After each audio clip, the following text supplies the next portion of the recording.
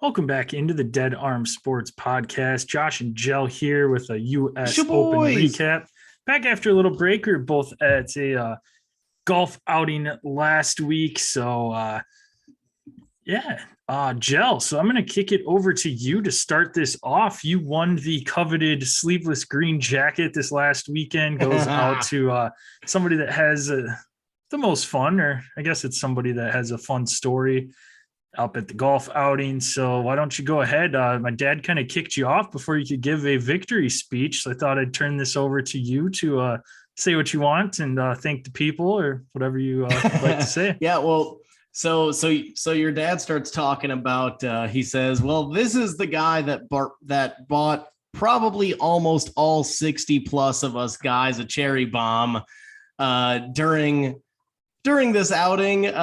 He seems like he's having a great time, and he did put in some really sweet words of, he's come up just about every year up from Dallas. I think of him as, a child of my own. So those were some pretty touching words, but I spent a pretty good amount of money. I looked at my credit card bill today, not working in my favor. So yeah, but overall good. Obviously amazing time as it always is, but worth it. But got the sleeveless green jacket here for what was described to me as the person that seems like they had the most fun out there, and I can attest to that. I had an absolute blast. Got around to just about everybody that I possibly could out there and said what's up, and had a conversation, shook a few hands, and bought a few cherry bombs. But my thank you speech would have been just appreciate being out there and make sure hit up at Dead Arm Sports.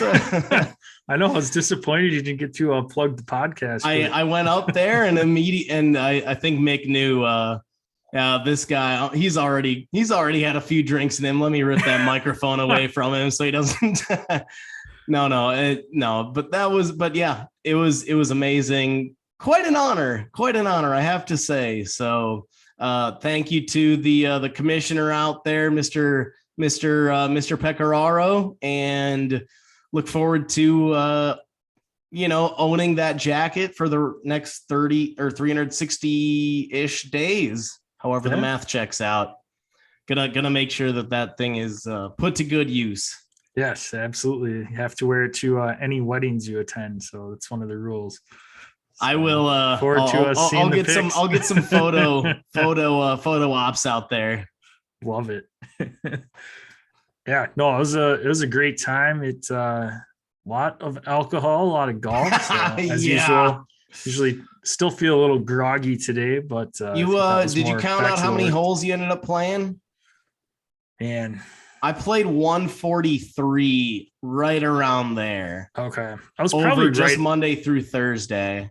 Okay. I was probably right around that mark because I know you stayed out a little bit later on the course one of the days than I did, but then you also on Thursday had to go back to the room and take a little power nap. So I went out and still played, got a couple holes in after that power nap though. Yeah. Met up with the Minnesota kids. Attaboy. Good times. Can't wait till next year. Yes. Always look forward to that on the calendar. And once June rolls around. We can be found at Dead Arm Sports, Twitter, Instagram. Check us out on Facebook at Dead Arm Sports, YouTube Live. Usually, for sure, do that usually on Mondays. Last week again, we were on vacation, but got that rolling again this week. You can catch all of our videos. Those will be on YouTube as well, even if they're not live and you can't check us out live. They'll be up on the next day. If you want to check us out live, you can jump on. We've got the chat rolling, so that way you can ask us any questions you want. If it's topic related, something we're discussing on that pod, or anything else that you would like us to discuss or answer your question on, by all means, hit up the chat. More than happy to answer those. If you want to follow Jell on his socials, he can be found at DasJel. That's at DASJEL. I can be found at DasJPEC. That's at DASJPEC. Can send us any DMs or questions on there. We'll answer those on our next podcast. Or if you need something quick, just let us know and we'll hit you right back there as well. Subscribe, rate, and review the podcast on your favorite listening platform. Send us a screenshot of that review. Get you some swag sent out in the mail. Swagalicious. You sipping on anything today or taking her easy like me? I'm back on the water train. Got to rehydrate after a lot of alcohol last week. I was on that water train pretty much, obviously all of yesterday and for the majority of today, but I owe a drink later, so yeah, you do. decided I would crack open a brewski, good old Miller Lite. Nice. Hardly know her.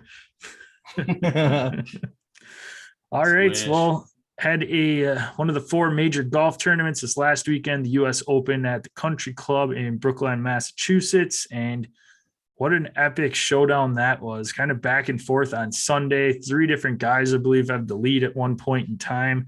And the Englishman, Matthew Fitzpatrick, comes away with his first major victory.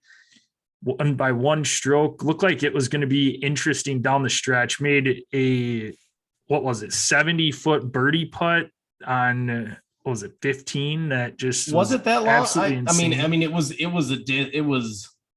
long. I mean, 50, it was a long 50 putt. Plus. It had to have been 50 plus. Yeah, but that just gave him all the momentum there, and then 18 pulls his tee shot a little bit into that trap on the left-hand side, and wondering, is he going to be able to even salvage par, and somehow just hits a beautiful shot 20 feet past the pin, has a nice lag putt to get down there that had a chance to drop and taps in for par. And then Willy Zalatoris just running her right by and so close to forcing that playoff. But just missed that. Yeah, that putt or that driver, that tee shot on 18 from Fitzy, him and his caddy were debating. They were going back and forth, driver or 3-wood. Caddy wanted 3-wood. Fitzy wanted driver. They ended up going 3-wood. He sends it onto the beach. So it's like, maybe not the right call, but yeah, obviously that amazing recovery shot to be able to put that on the green, on the right spot on the green too, because and also kind of lucky with the distance there, because if he was 3-4 feet shorter than where his ball ended up, there was a big hook around on that bunker that he would have had to basically sky to get over. And that would have made it really tough for him to get on the green. So a little bit fortunate, and just kind of hearing a little bit of that drama post match of between, his caddy. I can't remember his name. He's been on tour for 40 years. Yeah. Can't remember his name, but yeah, he post game, I guess, interview talked about that. And I guess he should have gone driver instead of that 3-wood, because I'm sure Fitzpatrick said, damn it, now I'm going 3-wood. I got to crank it. And that's probably how he ended up onto the beach out there in Boston area. but yeah, obviously, for a kid he's in his mid-20s, but still wearing braces, getting his first PGA Tour win. Gotta give him the golf clap there. Yeah. No, it was fantastic. Like I mentioned, Scotty Scheffler was in the running there for a little bit too. So he's keeping up his status quo of being towards the top of the leaderboards, putting pressure on all these guys. And it was cool seeing Fitzpatrick win. He's come close a couple of times in different tournaments, but hasn't really broken through yet, but finally did in this one. Seems like he's super likable. There were 15 guys, of his friends that were following him hole to hole and going nuts on, every good shot that he'd have. His brother was going nuts too. And then he had his whole family there at the end. His brother was crying and stuff when he finished it off. So he's got, seems like a super likable dude. There's been no reason to dislike the guy. So yeah. It feels like it's kind of a matter of time coming. He's never won this is his first event on tour that he's won. So I guess this is technically a USGA event. He doesn't have any PGA sponsored event wins. If I heard this right. So for this to be his first, big time W, pretty badass. This is the right place to do it. So good for him. But yeah, let's jump back to what you mentioned. Will Zalatoris earlier. He's finished second for the third time in his career of majors. He's played in 9 majors, finished second 3 times. His other finishes were all the tournaments that he finished, he was top 10. So the other 3 finishes, he was top 10. And then and then there were 3 that he either withdrew or missed the cut. So every time that he's finished a major, he's been in the top 10 with 3 T2 or second place finishes. I guess, like you'd mentioned on 18, he had about, what was it? Maybe a 15 footer that would have been that birdie putt. 15, give or take a couple feet. And he said at about 6 feet out from the putt or from the cup, he thought he had it, and it just barely missed left. So I guess, it seems like he's still hitting the ball straight with distance. His iron game seems right. His putting has gotten a lot better since last year. I mean, he was missing 4-footers, 6-footers all day last year. So he's improved on that. I guess, when does this first win come? Because he's been on the brink so much that it's like we're sitting here almost begging for him to finally get a W. When's it gonna come? What needs to change? Or does anything need to change? I don't really know that much has to change. I think it's a matter of if or when, not if. It's going to happen. He's been playing some of the best golf of anybody out there, very consistent. Maybe he just needs to get a little more lucky, knock down a few longer putts here and there to get his score a little bit lower. But no, he's got all of the tools. He's got the experience now of playing in that final group in a major and being in contention all the way through. So no, I think it's a matter of when, and maybe that's at the Open Championship here in July. Maybe it's getting a couple wins down the stretch of the playoffs or the Tour Championship. Otherwise, he's got to be one of the heavy favorites to win one next year. So I would almost guarantee that Will Zalatoris will have a major championship by the end of 2023. Yeah, I think it's going to happen. I mean, going into this tournament, depending on who you had, whatever bookie or whatever casino you're looking at, he was between 25-1 and 30-1 for odds to win this tournament. I feel like after this finish, that may be cut in half for the Open Championship, the British. I guess, where do you see him finishing? Well, obviously, that's 4 weeks out, so we'll touch on this a little bit more as we get closer, but do you look at him as somebody that has to be a favorite going into that tournament? Yeah, I would think so. I mean, he's pretty long hitter, so that'll help out well. It's St. Andrews this year, so got to get a pretty good play out of your traps. Tough. The only thing that's it. The only thing that concerns me a little bit is those greens are ginormous at St. Andrews. So he's going to definitely have to get his putting dialed in for that. So that might be a little bit of a struggle for him, but otherwise, no, I think he's definitely somebody that you could throw a little cash down on for the Open and maybe get a little kickback from that. So I think I definitely see him making the cut and being in contention on Sunday.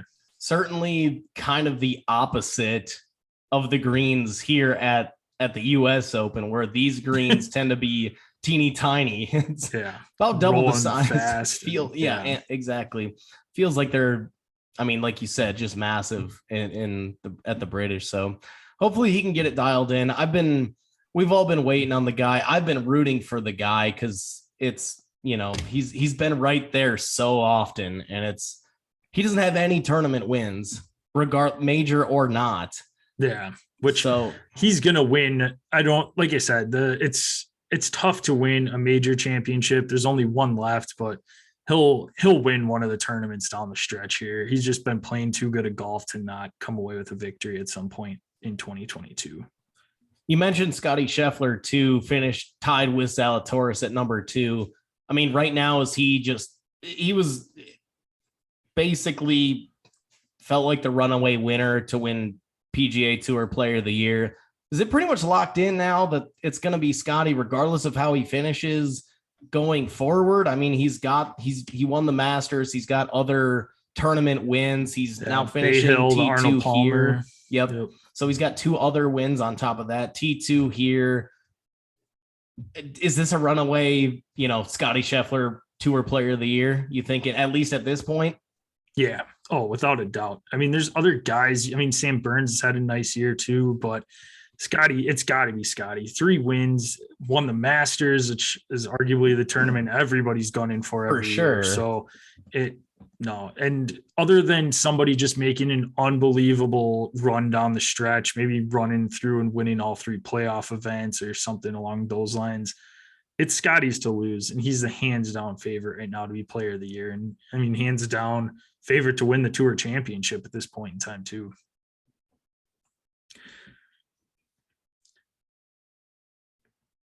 I got one other guy I need to touch on, Colin Morikawa. He had a real up and down weekend into the weekend, going into Saturday, tied for the lead and then on Saturday puts up a 7 over 77. Kind of looked like not great, Bob. Puts on an awesome show Sunday, ends up going 4 under. So obviously made up a few of those shots that he lost on Saturday, but going into Saturday, obviously kind of looked like he was there. He was right there to win it. Looked like he was going to be the guy to, when you looked at the names from top to bottom with Morikawa at the top, looked like it was kind of his to lose. He's won a major the last 2 years, 2020 with the PGA Championship, 2021 with the British. He's got 1 tournament left. Do you think he could defend his title at the British? Because right now it's trending that way, where he's got just based on he's won 1 major over the last 2 years, each of the last 2 years. I wouldn't put any money on him or have any confidence really in him. He just hasn't been able to string together 4 solid rounds for a tournament. He's got a round or sometimes even 2 that he just can't put it together and ends up falling out of contention. The last 2 years, he was one of the hottest players on tour. Yeah. I mean, he'd show up and he'd make cuts and finish T5, T10. And this year, it's been a struggle at times for him where you don't see his name popping up the leaderboard quite often anymore. Granted, he's not playing in as many tournaments as he had earlier on in his career and everything, but I can't see it happening. I don't like it right now with just how his consistency has been. There's not a lot of it there. And to win a major, you have to have 4 solid rounds of golf. And Colin Morikawa right now just hasn't been putting that together. I think I'm right there on the same page with you. We haven't seen anything consistent out of him all year. The last year, he was one of the more consistent players where he was finishing or at least in contention for top 5, top 10s in just about every tournament that he played in last year. So it's a bit of a shame. It seemed like he was going to be, maybe the next real hardcore hot shot. And he still can be that. I'm not ruling that out whatsoever, but he hasn't. This year has been certainly, I mean, if I say it's been a pretty big disappointment, are you there with me? Because I feel pretty confident saying that it's been a big disappointment. So I think I'm right there with you on the British. As much as I want to see him win, because I do like seeing success out of him. He's a good, I like seeing success out of some of these young guys and seeing what the future holds for him. But it's going to be tough for him this upcoming tournament. Yeah. Somebody that has kind of gotten a little bit hot lately too. I want to kind of see what your thoughts are on them going into the Open Championship, the British. Mr. Rory McIlroy coming off of the RBC victory last week up in Canada and was in contention on Sunday and just really couldn't get that final push going on that back nine at all. Struggled a little bit down the stretch, but Rory's been playing some pretty solid golf lately. Do you see him in possibly contention at St. Andrews, a place that he's played a handful of times and knows the course fairly well? Yeah, I think Rory needs to be up at the top of just about any list out there for just about any tournament. Obviously, it's his side of the pond as well up there, so that helps. But seems like he's got just a new, not a golf drive, but a new drive in terms of motivation this year, where which I feel like may have been lacking over the last couple, because I don't know. I feel like there's just something different out of Rory this year. It's hard to pinpoint exactly what it is, but maybe the focus is right there. I think he's mentioned it too before, saying he feels a little bit more kind of he's more in tune with the game. He's taking it more seriously. He's more dedicated in terms of prep. But he's gonna, I think, I would say going into into the British Open, your favorites have to probably be your top three. Where I would sit would be, in no particular order, Rory, Rahm, and Scotty. Yeah. I mean, and I mentioned John Rahm. Seems like he finally put on a good show for us this weekend. I mean, he did end up finishing one over, but Sunday he went four over.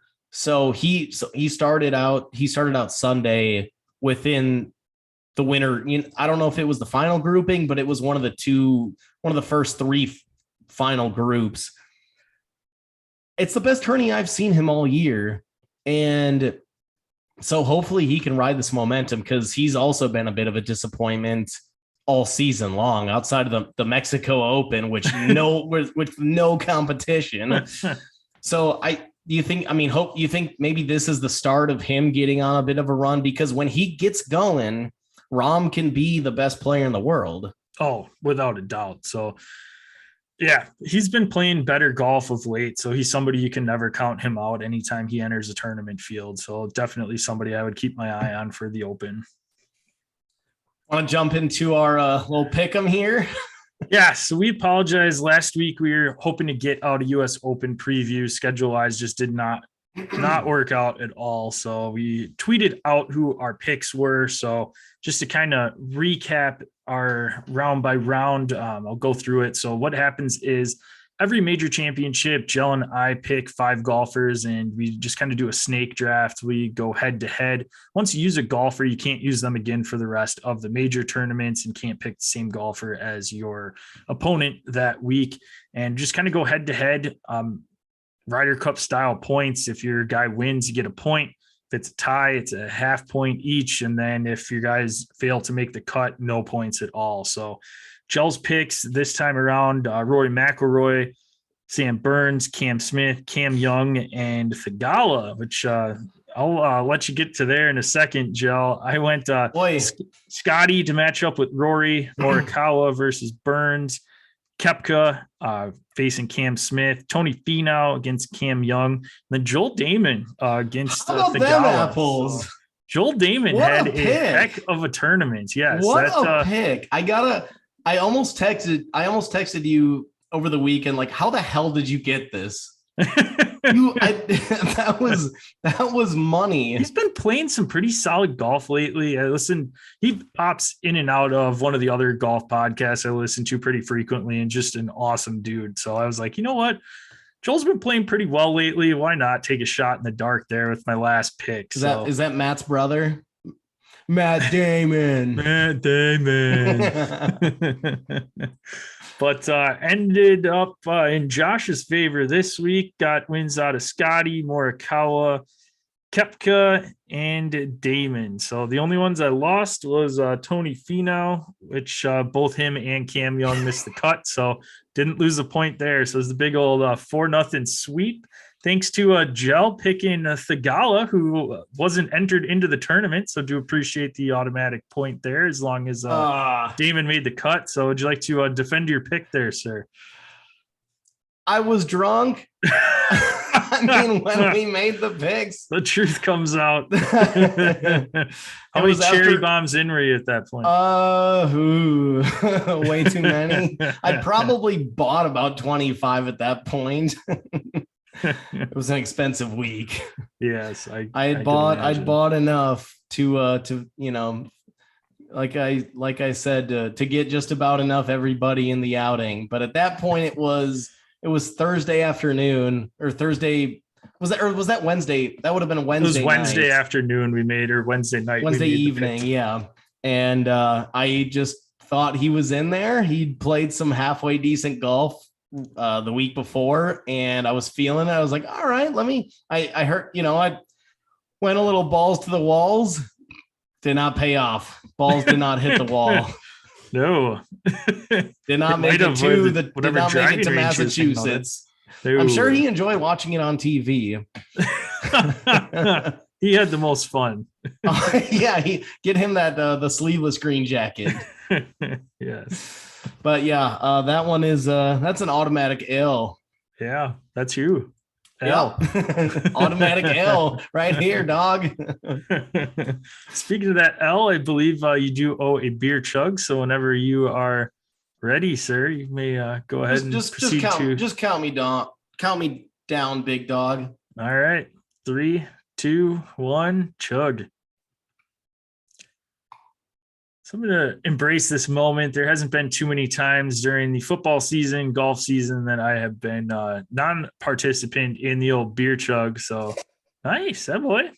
Pretty good time. Yeah. The thing was sitting out on the. Ooh, there it goes. I was sitting out on the porch where it's about 100 degrees right here in Dallas. Ooh. So, well, hot toddy. Yeah. That was not cold. Pretty good time, though. I'll take that. Yes, somebody that did not have a pretty good time this weekend is any of our LIV golf friends. Struggle Bus City at the U.S. Open. I don't really necessarily correlate any of it to that. Maybe outside of the travel with them having to come back over from across the pond to come play in the U.S. Open, but I don't know if that really had a ton to do with it. I mean, they get there early in the week, get some practice rounds in, but maybe some of the media and just kind of all the questions and all of the buzz around why and all of that, maybe that had a little bit in the back of their mind, but that's exactly where I was going to go with it is, I mean, the pressure is different on all these golfers now. It's not like it's more pressure. I mean, they all still feel the pressure every time you play a major to perform at your best. But that was the only pressure that they felt. They didn't feel it's just a different external pressure now that a lot of these guys have, they've obviously been heavily scrutinized publicly and within the media, between you and I, between a lot of the people at the outing that we were just at, and also within their own, golfing fraternity. We've heard Rory multiple times coming out critical of these guys. We've heard JT say, everybody can make their own decision, but this just sucks. Those are right now. And Tiger, even before all these big names started coming out, when he was asked about Phil, he said, look, everybody can make their own decisions, but I couldn't. I don't have the exact quote in front of me, but he basically said, look, I couldn't sell my soul for this. I've got too much of a reputation on the line. I've got my legacy on the line. And a lot of these guys now, so these are the types of questions that they're facing all week. Let's say they get up there Monday, Tuesday, they're getting their practice round in, and they're talking to reporters every day after their practice rounds. Even if they just go up to the driving range, after they're done at the range, they're getting peppered with questions. Yeah. They and the fact that they know their brethren are judging them and publicly judging them. So it's a different type of pressure. I'm not surprised that they didn't do well. This is the first, given that the previous weekend was the first live event. I mean, can you say that you're surprised that these guys struggled? I think there is a correlation here because the only guys that there were only 4 guys that made the cut. DJ at T24, Richard Bland, T43, Patrick Reed, T49, Bryson, T56. Everyone else missed the cut. Phil had a 4-putt on hole 6. I mean, that's pretty typical of the U.S. Open. Oh, gimme for Phil, yeah. The first one was a makeable putt. It probably between 15, 20 feet. The other 3 were all within 6 feet. 6 foot, 4 foot, and then a 2 foot. Like, he shit himself hard. Very, very much Phil like at the US Open, but he ended up finishing, I believe, 14 over before the cut line. Is that good? Not great, Bob. So, I mean, I think that there was just a different type of pressure on these guys, given that this is just something that none of them had faced before. And maybe DJ, I don't know. DJ seems like he's just completely unfazed by all of it. But I think that the rest of these guys, kind of seems, not to be an asshole, but seems like he might be a little bit of an airhead. I think that's putting it lightly. We'll leave it at that. But the rest of these, so he probably didn't really give a shit. The rest of these guys, I feel like it probably was in, maybe Patrick Reed not, because everybody considers him a dick too. But the rest of these guys, it probably had to be on their mind. I mean, Gooch missed the cut. There were a lot of guys that, Gooch, top 10 on the FedEx rankings, misses the cut at the U.S. Open. That's not what you expect. Yeah. So, and he wasn't even close. So I don't know. I think that they're just under a ton of pressure from knowing that there's what percentage would you put it? I mean, outside of the golfers within LIV, probably everybody else there is against those guys. Those golfers that committed to the LIV are now basically the villains. So and that's not really where a lot of these guys sit. Yeah.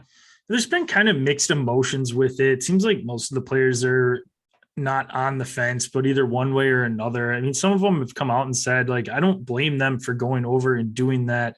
I mean, some of the guys are getting life-changing money that they weren't making on the tour, and it's guaranteed for them. Other guys have taken a little bit stronger of a stance and don't like them going over there. But no, I mean, Rory straight up said this is for the young. Like, Rory said, I get it for the older players because this is going to be, they can make a huge check. Oh, and they're, especially Sergio, Phil. Yep. Those guys go get, whatever, go get your cash.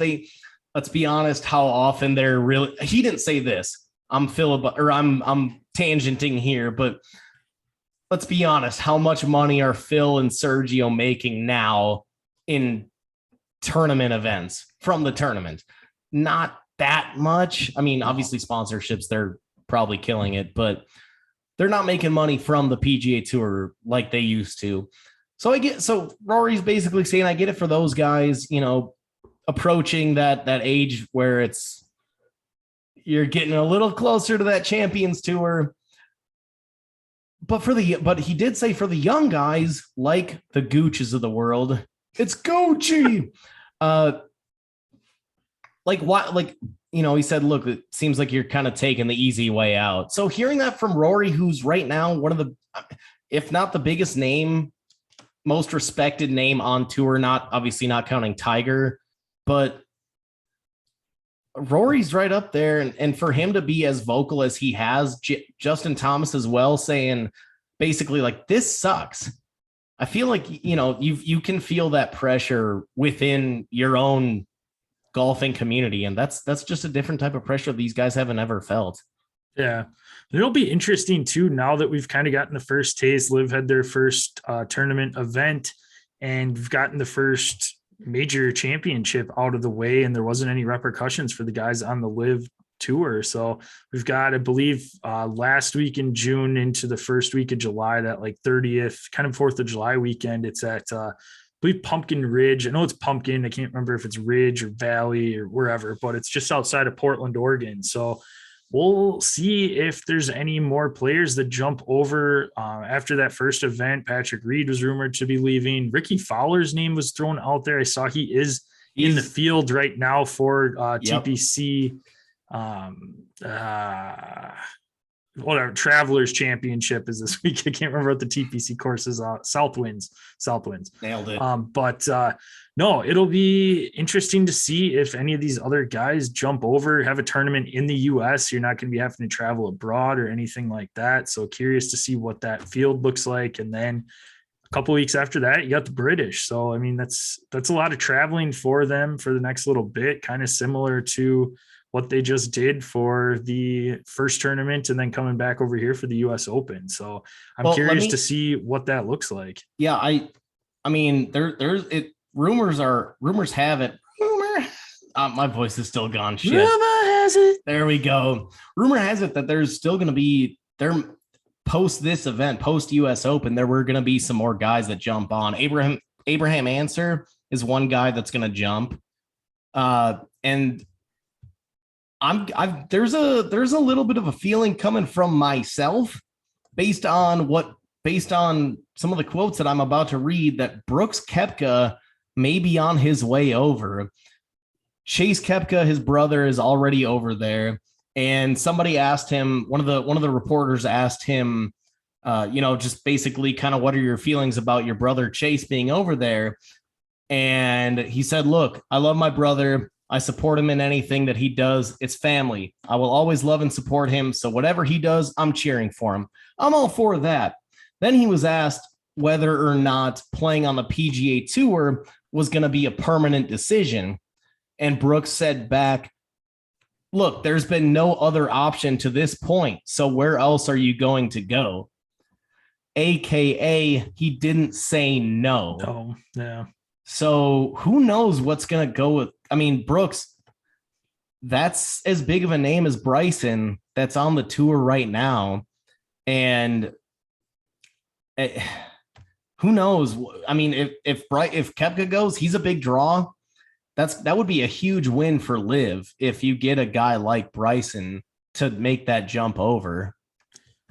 Yeah, and Brooks is one that, I mean, he's publicly said that if it's not a major tournament, he's not really going practicing. He's just kind of showing up and playing. So, I mean, this makes perfect sense if that's kind of the style of golf that he likes to do, where he's going to have his paycheck and he just kind of shows up and plays. And if he wins, then awesome, I get more money in my pocket. If he doesn't, hey, I've already got that paycheck. So it'll be interesting. Again, like I said, with them LIV golfers being able to play in the US Open, doesn't sound like there's going to be any restrictions for the Open Championship, aka the British. So it'll be interesting to see what ends up happening here out. I mean, like, the only really tournaments that they've said that they're not going to be able to play in are the Ryder Cup and PGA Tour events. So we'll see. And maybe guys now on the PGA are going to stick it out. Is the President's Cup separate from President's Cup? I think the President's Cup, same format. So yeah, they wouldn't be able to play in that. Same, obviously kind of same as the lesser Ryder of the two. No, yeah. But I'm almost wondering too, if you're going to end up seeing a lot of these golfers jump ship and go over to the LIV at the end of August, once the Tour Championship wraps up. Tour champion wins 10 million big ones. So, I mean, that's a lot. That's a chunk of change. So we're only like 2 months away from this. So I'm curious. It'll be an interesting rest of the summer. Let's just put it that way. I'm not going to beat the dead horse here. I'm very interested to see what ends up happening with this. Interested to see this offseason, what ends up happening if the major tournament chairmans are coming together and making a determination on this now that they have a little bit more information, what kind of pressure the PGA Tour puts on them. PGA Championship's the only one I could really see standing on that. But again, we haven't had anybody sue anybody yet or anything like that. None of the LIV golfers have tried to come back and play a PGA Tour event. So it'll be interesting. I'm curious to see what happens. Yeah, I mean, and the other thing too that the PGA does need to be afraid of is that it sounds like from reports that we've heard from all over the place is that the Saudi funders of this LIV Golf League, they don't really care about turning a profit. So, I mean, what are they? Obviously, we live in, a capitalistic society where you start a business and the goal is to make money off of it. That's how it is. That's how it is in the States. Different economies, different, whatever, different countries run their money different ways.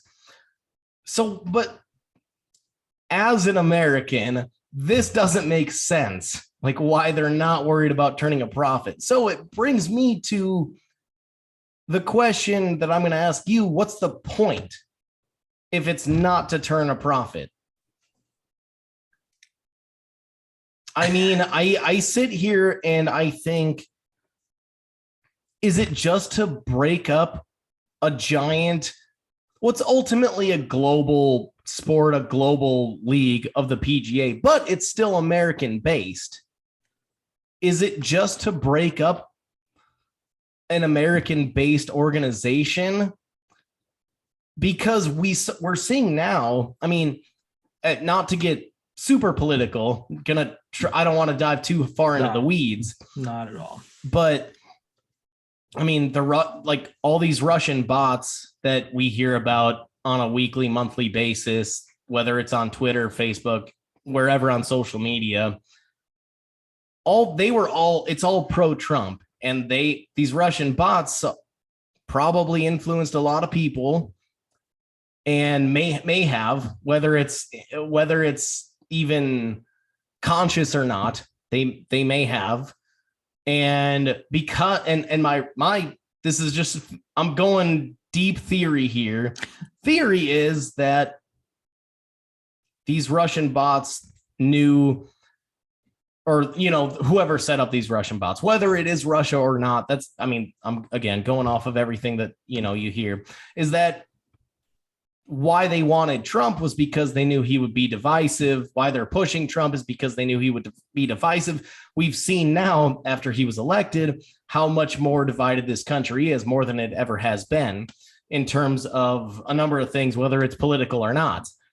So I sit here and I wonder, is this tour doing the same thing? If they don't care about turning a profit, is it just to tear up another American organization from, and basically that's what they're paying for? I know it. I don't know. I'm spitballing here, but I can't figure out any other reason why they would be pursuing this as hard as they are, and why they're pouring this kind of cash into something that they probably don't really have much of an interest in. I can't put my finger on it, so I'm throwing this shit out. Unless they're just saying that, and obviously, I mean, why wouldn't you want to make some sort of profit? Maybe you don't have any necessarily goals for the profit that you're making, but you're paying all of these guys to come over to play.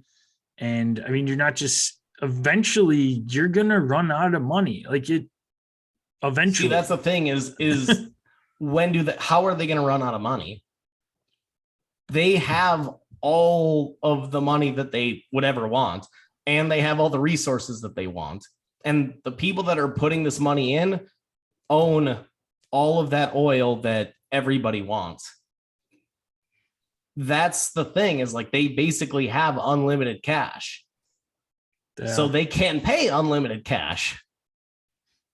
I don't know. It's just been running through my head all weekend. I can't imagine they're doing it just to try and split up the PGA Tour, because it hasn't. I don't know. Nobody's ever really had a problem with the PGA. No, but that's the only league. I don't think that it's a specific problem with the PGA. I think it might be it's just like it's just something to, instead of it's one less. It's one more divided thing. That's what I'm getting at. It's one more thing that's divided. It's one less just unit of golf. It's split. Maybe I mean this is the first sport that they've really that anybody's really attacked like this. We've never seen it in football, baseball, basketball. This is the first time that we've had an American professional sport split like this. And so it's like, well, could something be next? If people are just throwing around cash like this, willy-nilly, I don't see this is why I brought it up, because I don't understand the end game. So that's why I'm just throwing out a theory here of you weaken golf that is followed by a ton of extremely wealthy Americans, and some sponsors, some people that are extremely wealthy are going to follow the people that went to LIV. Some people are going to stay with the PGA Tour, the sponsors, the major fundraisers that the PGA does. Maybe if Bryson has, let's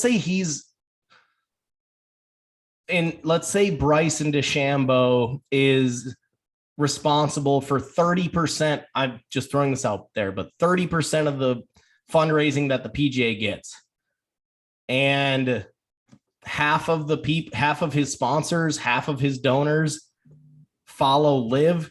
That's then 15%. That's less for the PGA. 15% of it goes to those Saudis again. So I feel like it's just this, maybe a long-term play. Maybe they're not making money on the tour itself, but I guess maybe they're looking to make money through these golfers that they brought over through those business partners. Maybe that's the way to look at it. Yeah, that could be.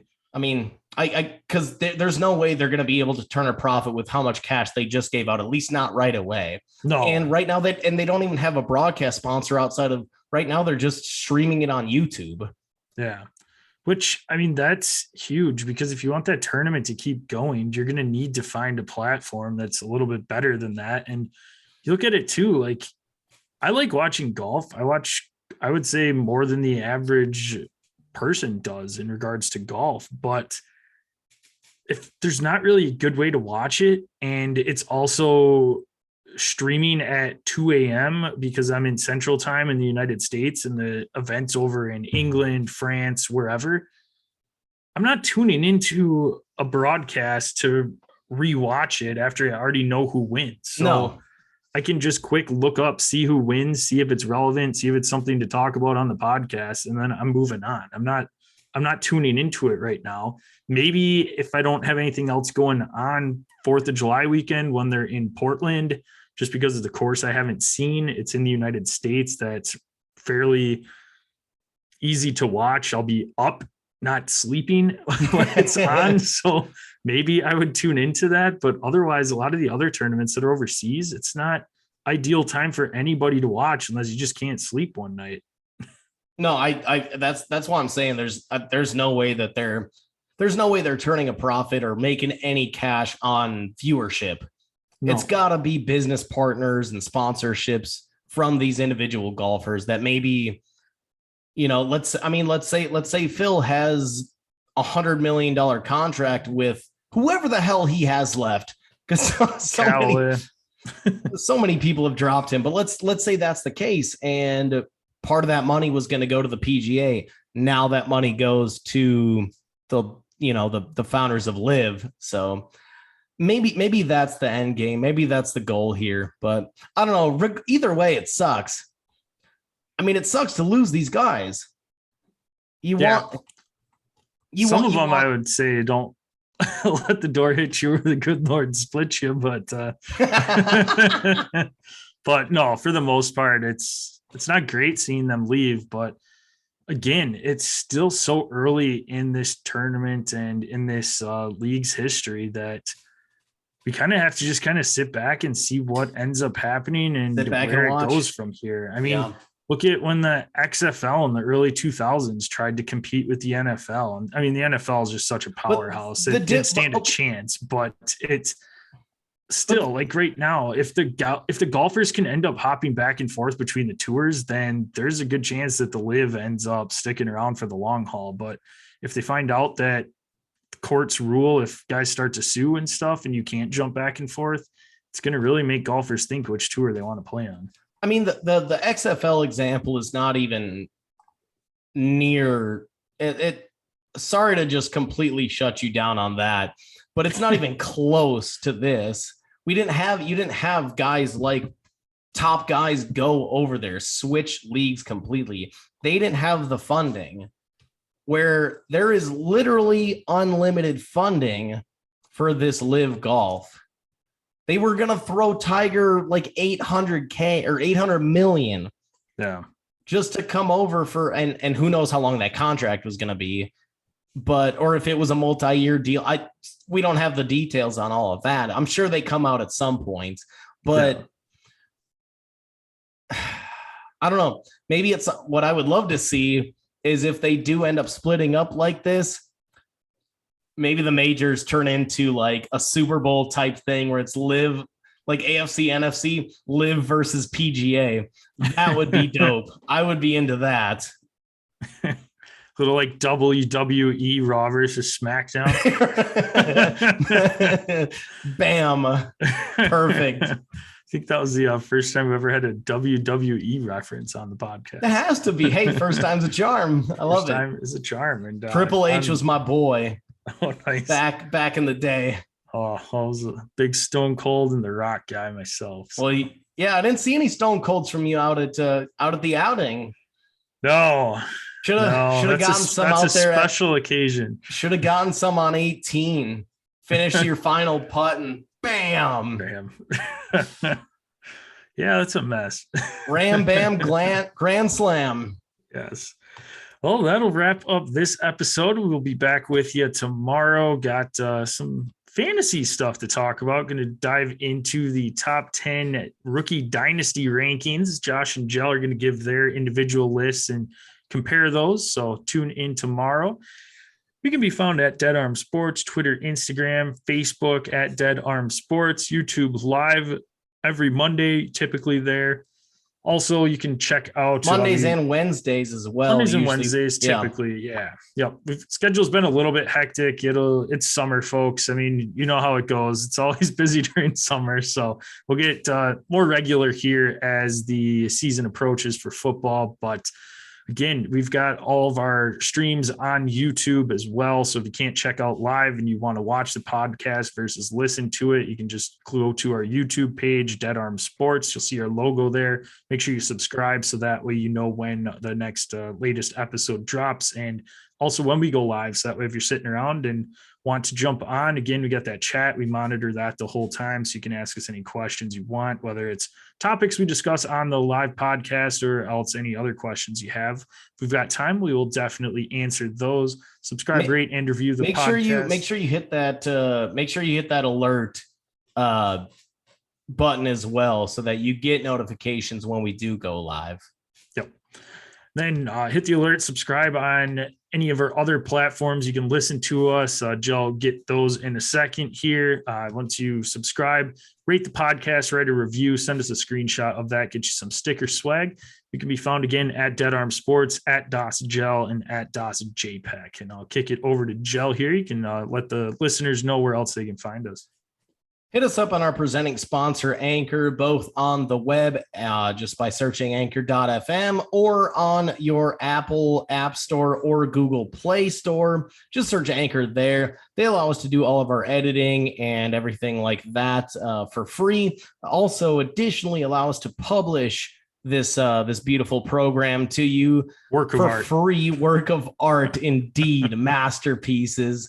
Out to you for free on Apple Podcasts, Spotify, iHeartRadio, Google Pods. Again, make sure to subscribe to that YouTube channel that we've got out there. Just search Dead Arm Sports, hit subscribe, hit that alert button so you know when we're going live and when we've got new episodes coming out to you.